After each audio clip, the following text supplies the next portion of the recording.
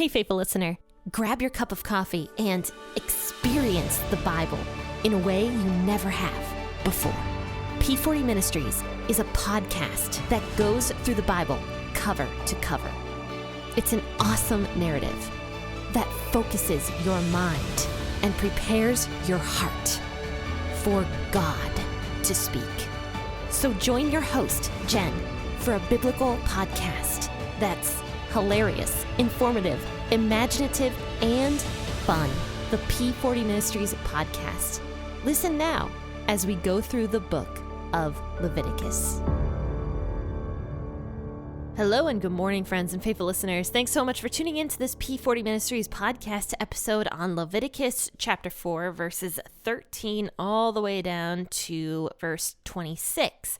This is talking more about the sin offerings that we discussed on Friday, but this is talking about if the entire Israeli community sins, and then if a leader sins. So let's go ahead and read this. I'll be reading out the WEB version of the Bible this morning. If the entire Israelite community sins by violating one of the Lord's commands, but the people don't realize it, they are still guilty. When they become aware of their sin, the people must bring a young bull as an offering for their sin and present it before the tabernacle. The elders of the community must then lay their hands on the bull's head and slaughter it before the Lord. The high priest will then take some of the bull's blood into the tabernacle, dip his finger into the blood, and sprinkle it 7 times before the Lord in front of the inner curtain. He will then put some of the blood on the horns of the altar for a fragrant incense that stands in the Lord's presence inside the tabernacle. He will pour out the rest of the blood at the base of the altar for burnt offerings at the entrance of the tabernacle. Then the priest must remove all the animal's fat and burn it on the altar, just as he does with the bull offering as a sin offering for the high priest. Through this process, the priest will purify the people, making them right with the Lord, and they will be forgiven. Then the priest must take what is left of the bull and carry it outside the camp and burn it there, just as is done with the sin offering for the high priest. This offering is for the sin of the entire congregation of Israel. If one of Israel's leaders sins by violating one of the commands of the Lord his God but doesn't realize it, he is still guilty. When he becomes aware of his sin, he must bring as an offering a male goat with no defects. He must lay his hand on the goat's head and slaughter it at the place where the burnt offerings are slaughtered before the Lord. This is an offering for his sin. Then the priest will dip his finger in the blood of the sin offering and put it on the horns of the altar for burnt offerings. He will pour out the rest of the blood at the base of the altar. Then he must burn all of the goat's fat on the altar, just as he does with the peace offering. Through this process, the priest will purify the leader from his sin, making him right with the Lord, and he will be forgiven. There's a couple things that stand out to me in this portion of scripture that we read today. The main thing being that verses 13 through 21 are a complete repeat of what we talked about on Friday. It's the exact same thing. If the congregation of Israel commits an unknowing sin, like the entire congregation, they do something wrong and they commit a sin, but they don't know that they committed that sin. When it becomes known that they committed a sin, for example, somebody read the law later on and realizes, oh, that thing that we all did was a sin. Once it becomes known to the people, they have to take the bull, just one bull, one young bull, and take it to the elders. The elders have to lay their hands on the bull and present it at the tabernacle, and then the elders have to kill it there in front of the tent of meeting. I just find it so interesting that in God's mind, the priest and the entire congregation of Israel are the same in a sense, where they have to present the same offering if they sin. Now, when we talked about this on Friday, it was if the priest knowingly or unknowingly sinned. It didn't matter. He would still have to present the young bull when he realized that he had sinned.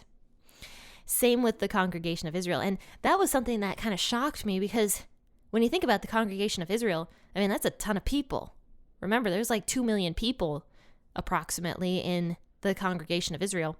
So you'd think that they'd have to present more bulls or more animals to God in order to be forgiven from this sin that they unknowingly committed. But that's not actually the case. One bull was enough for the congregation of Israel. But with the priest, a bull, like I've said before, a bull was a very important animal back in those days. a very expensive animal. So if a priest sinned, whether knowingly or unknowingly, he would have to do a great sacrifice of this bull. And the other thing about this that I noticed, there's almost like a hierarchy there. Priest is above the congregation of Israel. And the last thing is the ruler that we talked about in verses 20 through 26 today. All he has to bring, if he unknowingly sins, all he has to bring is a male goat with no defects. A male goat would be much easier to acquire than a young bull at the prime of its life. So there is a hierarchy, whereas the priest who comes to God and intercedes for the people, he is kind of like the leader, more so than even this king. This leader here at the very end in verses 22 through 26, the priest's sins are greater than the king's sins because the priest has direct access to God. The priest is the one who basically makes atonement for the sins of the entire congregation of Israel, whereas the leader doesn't necessarily do that. Now, the other thing that I thought was very interesting was the fact that God mentioned kings here, because kings were not supposed to be a thing in Israel at this point in time, and a king didn't end up happening until 1 Samuel, many, many books of the Bible later, generations later. Until that time, God was supposed to be the king of Israel. He was supposed to be judging the people. So it's kind of laughable and hilarious here that God knew that the people were going to rebel so much that they would want a human king rather than God being their king. So he puts kings in the law centuries before a king even happened to rule Israel. I just find that so interesting. That just proves right here that God just knows all, because he literally put kings in the law, even though he had told the people, don't ask for a king because I am going to be your king. So this is truly hilarious to me that God's just like, yeah, these people, they're going to rebel against me. They're going to ask for a human king. And so I'm just going to put kings in the law. Really, really funny to me. And it's funny because I am actually going through 1 Samuel right now. And, I just read the portion about Saul, the first Israeli king. And man, he caused a lot of issues. He did. He caused a whole bunch of problems. And then even David caused some problems. And then the rest of the kings, oh my gosh, they just completely destroyed Israel after a while because of their just poor leadership. But even so, this could have had to have been humbling for a king, let's say in the time of Jeremiah, to have to go back and read the law and see that, oh, the priest is actually above me because he has direct access to God, whereas I do not, here in this chapter of Leviticus. But basically here it says that when the entire community of Israel unknowingly sins, they are still guilty. And same for the king. If a king unknowingly sins, he is still guilty. And some people look at this and they're like, oh, that's so mean. Why would God put guilt on people who don't, willingly sin or whatever, or don't know that they're sinning? Well, it's the same thing here in America. Ignorance of the law is no excuse. That is literally a saying that we have here. So ignorance of the law means that if you don't know that you are breaking a law, it's not an excuse. You can't just be, going around breaking laws and being like, oh, I didn't know I broke that law. You still did it. You should still be punished. You should still be guilty. It doesn't matter if you didn't know that breaking and entering was against the law. You still broke in and entered, and you have to be tried for that particular crime. So it doesn't matter. And this is kind of the same concept here in the Bible, is that everyone is responsible for their own actions, whether or not they knew they were breaking a law or knew that they were sinning or not. They're still responsible for the actions that they did. This is very, very common throughout the Bible, where we see that every single person is responsible for his or her actions. And I've been learning that more and more. I'm actually going through a book called Codependency No More by Melody Beatty. And it's a really interesting book. It's like quasi-Christian-y, but it has a lot of great concepts in it about codependency. And much of what the author states is that you are in control of yourself, you are not in control of anybody else, and they are not in control of you. Everybody has to mind their own business, and everybody has to recognize that they are in control of their own behavior and their own actions. And that is much of what the law states, and much of what the Bible in general states, is that every person is guilty for what they do or don't do. It's nobody else's fault. I mean, even here for the king, kings are notorious for blaming everybody else. Famous people are notorious for blaming everybody else for their own actions. But God's like, no, if the king unknowingly sins, he is guilty, not anybody else. He is. And now this king has to come, when he is aware of his sin, he has to come and bring the male goat, and the king himself has to get dirty by killing the goat himself. That is one of the other things that really stood out to me as well. I kind of always thought before I went really in depth with all this, I thought that the priests had to be the ones to kill all these animals, but no, God is very, very clear that the person committing the sin is actually the one that has to do the initial killing of the animal. I mean, just think about that. Think about how tough that would be for you or for I to have to kill an animal because of the sin that you and I committed. That shows ownership and responsibility, that you are the one who committed the sin, and you have to take responsibility for that sin that you committed. So this king, if he ends up sinning, he couldn't pawn it off on someone else and be like, oh, you go kill that animal. No, he had to do it himself. He had to get his kingly robes dirty by killing this animal, and by being like, oh, I sinned, and now, I have to kill this animal because of that. This animal has to take my place because of this sin that I just did. And I've mentioned this a handful of times, but every single time I've noticed so far, when these animals are getting killed, it doesn't matter if it's a peace offering, it doesn't matter if it's a burnt offering, it doesn't matter if it's a sin offering. The person has to do the killing, the person who brings the animal, and every single time, those people have to lay their hands on the animal as a symbolic transfer of sin from that person to the animal. That has happened every single time so far. And that is just so interesting to me.